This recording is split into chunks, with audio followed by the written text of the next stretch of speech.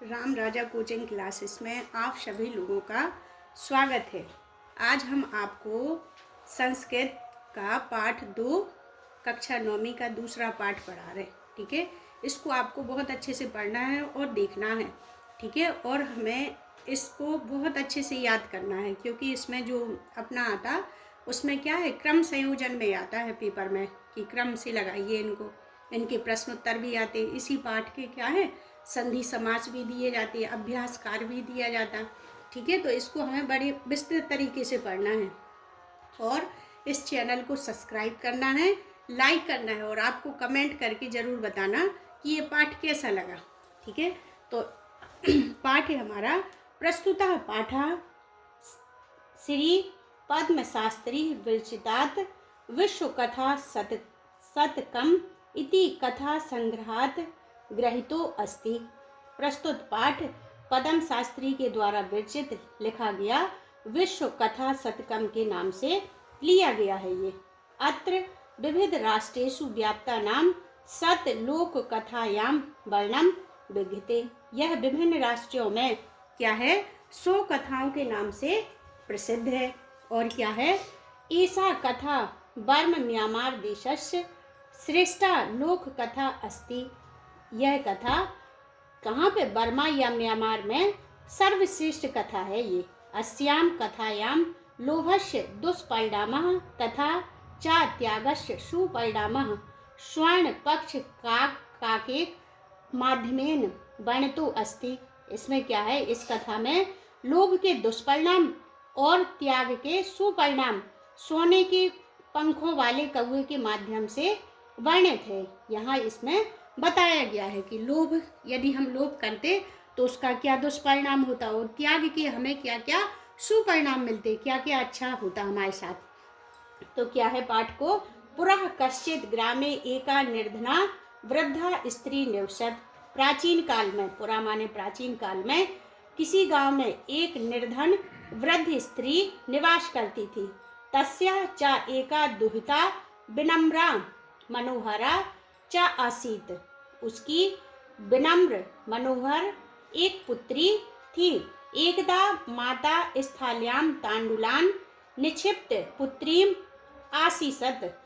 क्या आदेश दिया उनकी माता ने, चावलों को साफ करती हुई थाली में पुत्री को आदेश दिया। क्या आदेश दिया, सूर्य तपे तांडुलान खगेभ्यो रक्ष। सूर्य की रोशनी में पक्षियों से चावलों की रक्षा करो। कश्चित कालांतरम एको विचित्रः काकः समुड्डीय तस्या समीपम अगच्छत। कुछ समय के पश्चात उसने एक विचित्र कौवे को अपने पास देखा। फिर क्या है, ना नेत आदृश्य स्वर्ण पक्षो रजत चक्षु स्वर्ण काकस्त्या पूर्व दृष्टि। कैसा था कौवा, सोने के पंखों वाला, रजत चक्षु माने चांदी की चोंच वाला। यह सुनहरा कौवा उसने पूर्व में कभी नहीं देखा था। दृष्टा ना था दृष्टा, उसने कभी पूर्व में ऐसा कौवा नहीं देखा था। ताम तांडुलान खाद्यंतम हत्यस्यस्य हस्तस्यस्य विलोक बालिका रोदित आरंभा। चावलों को खाते हुए और उस कौवे को हंसते हुए देख करके उस बालिका ने रोना आरंभ कर दिया। तम निवारयंती सा प्रार्थयत। वह बोली, मेरी प्रार्थना है, तांडुलान माँ अभक्ष्य। वो कहती कि चावलों को मत खाओ। क्यों नहीं खाओ, माँ दिया माता अतीव निर्धना वर्तते। मेरी माँ बहुत अधिक गरीब है। स्वर्ण पक्षः काका प्रउवाच। सोने के पंखों वाला कौवा बोला, क्या बोला, माँ शुचः मत सोचो, मत रोको। सूर्य उदय प्रयागः ग्राम बहुवी विपुल वृक्ष मनु त्वया आगंतव्यम।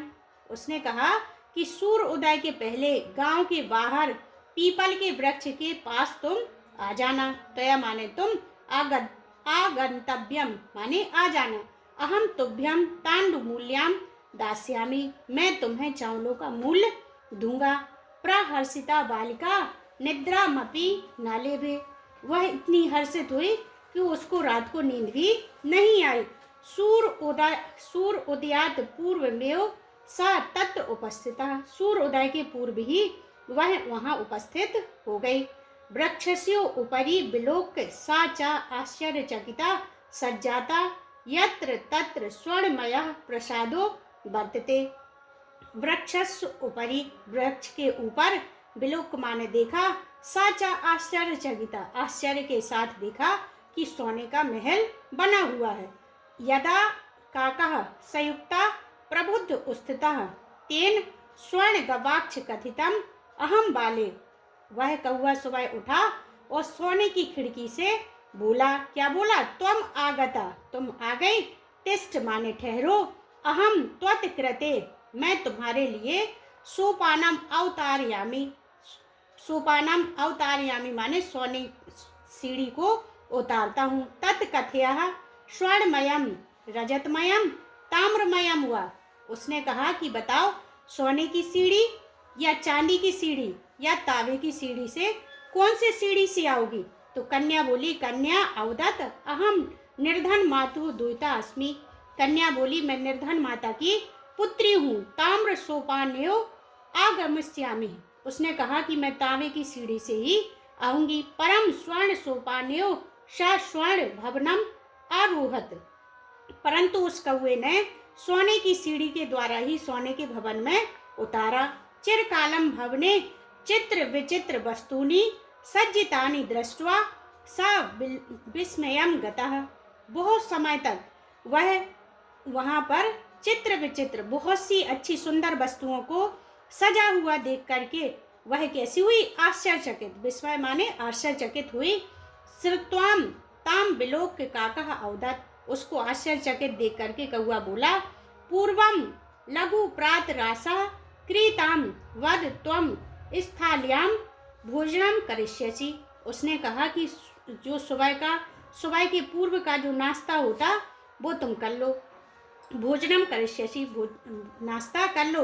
किम वा रजत स्थाल्याम उत ताम्र स्थाल्याम। उसने कहा कि सोने की थाली में खाओगी या चांदी की थाली में या तांबे की थाली में। बालिका अवदत, बालिका बोली, ताम्र स्थाल्याम एव अहम निर्धना भोजनम करिष्यामि। उसने कहा कि मैं तांबे की थाली में खाऊंगी क्योंकि मैं एक निर्धन पुत्री हूँ। तदा सा आश्चर्यचकिता सज्जाता यदा स्वर्ण काकेन स्वर्ण स्थाल्याम भोजनम परिवेशितम ना ता एतादृशम स्वादु भोजनम अवधि बालके खादितवती। परंतु क्या हुआ कि कौवा सोने की थाली में भोजन परोस लाया और ऐसे भोजन को उसने, ऐसे स्वादिष्ट भोजन को पहले कभी नहीं खाया था। काको अवदत, कौवा बोला बालिके, हे बालिका, अहम इच्छामि यत् त्वं सर्वदा तत्र यो तिष्ठ परम तौ माता तु एकाकिनी वर्तते।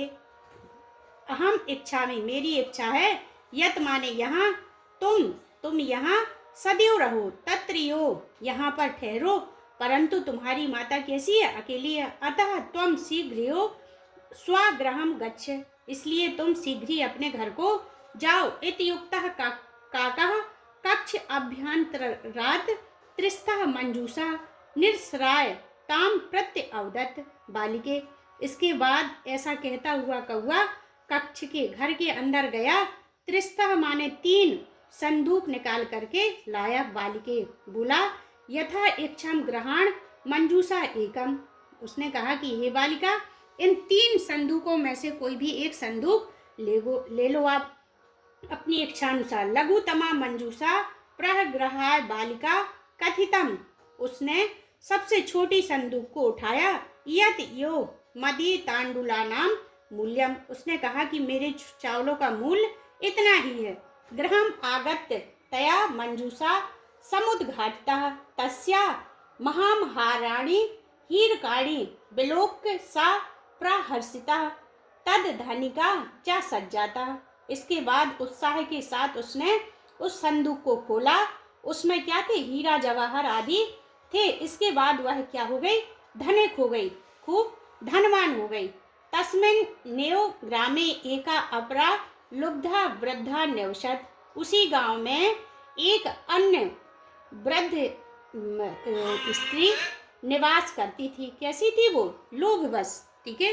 तस्मिन् नेव ग्रामे एका अपरा लुब्धा वृद्धा निवसत। उसी गांव में एक लोभी और वृद्ध स्त्री निवास करती थी। तस्या अपि एका पुत्री आसीत। उसकी भी एक पुत्री थी। ईशयः सा तस्य स्वर्ण काकस्य रहस्यम ज्ञातवती। ईर्षावश उसने सोने के कौवे का रहस्य ज्ञात कर लिया था। सूर्य तपे टांडुलान निक्षिप्य तथापि स्वसुता रक्षार्थम नियुक्ता। सूर्य की रोशनी में चावलों को सुखाने के लिए अपनी पुत्री को नियुक्त किया। तत्रैव स्वर्ण पक्षः काकः तांडुलान भक्ष्यान तमापि। वह कौवा, सोने का कौवा आया और चावलों को खाने लगा। तत्र कार्यात् प्रात स्थितः गत्वा सा काकम निर्भक्ष्यन्ति प्रवोचयत्। उसने कहा, भो नीच काकः, अरे नीच कौवे, अहम आगतः। उसने कहा कि मेरे चावलों का मूल्य दो। अहम गतः महाम तांडुमूल्यम प्रक्ष्यः। मेरे चावलों का मूल्य दो। काको अब्रियत। कौवा बोला, अहम त्वत् कृते सोपानम अवतारयामि। मैं तुम्हारे लिए क्या सीढ़ी उतारता हूँ। तत्कथाम स्वर्णमयम रजतमयम ताम्रमयम वा। उसने कहा, तुम कैसे आओगी? सोने की सीढ़ी से, चांदी की सीढ़ी से या तांबे की सीढ़ी से? तत् गर्भिता बालिका प्रति उत्तम। वह घमंडी लड़की बोली, स्वर्णमयेन सोपानम अहम आगच्छामि। उसने कहा, मैं सोने की सीढ़ी से ही आऊंगी। परम स्वर्ण काकस्ते कृते ताम्रमयम सोपान यो प्रागच्छत। परंतु उस कौवे ने कहे कि तांबे की ही सीढ़ी के द्वारा उस बालिका को अपने पास बुलाया। स्वर्ण काकस्तरम भोजनामपि ताम्र भोजने यो आकार्यत। उसको तांबे के पात्र में ही भोजन काया। प्रति निवृत्ति काले स्वर्ण काकेन कक्षा अभ्यंतरस्थ त्रिस्त मंजूषा तत्पुरः सम उपस्थितः। उसके बाद उस कक्ष में गया और 3 संदूकें लेकर के उसके सामने रख दी। लोभ विष्टा सा बृहत्तमा मंजूषा गृहत्वती। उस लोभ के कारण उस लड़की ने जो सबसे बड़ी संदूक थी उसको लेकर के अपने घर को आई। गृहम आगतः सा तत् अर्षितः यावत् मंजूषा उद्घाटयति तावत् तस्याम भीषणः कृष्ण सर्पः विलोकितः। इसके बाद उसने उनको खोला। जैसे ही खोला उससे कृष्ण सर्पः माने काले सर्प उससे निकले। फिर क्या था? लुब्धा बालिका लोभस्य फलम प्राप्तम। लोभ का फल ही उस बालिका को प्राप्त हुआ है। तदंतरम सा लोभ परित्यज्यत। इसके बाद उसने लोभ को त्याग दिया। जब उसे पता चला कि लोभ का ये कारण होता। इस प्रकार हमने देखा कि जो हमारे त्याग के द्वारा हमें अच्छे फल मिलते और हम यदि लोभी हो जाते, लोभ के कारण या हम किसी से ईर्ष्या करते, तो ईर्ष्या का फल अच्छा नहीं होता है। इस प्रकार हम इसका दूसरा पार्ट आपको कल बताएंगे। कमेंट करके जरूर बताइए कि आपको ये पाठ कैसा लगा और इसके बाद आप क्या पढ़ना चाहते हैं। आपकी इच्छा के अनुसार ही हम अगला पाठ पढ़ाएंगे। जय हिंद साथियों।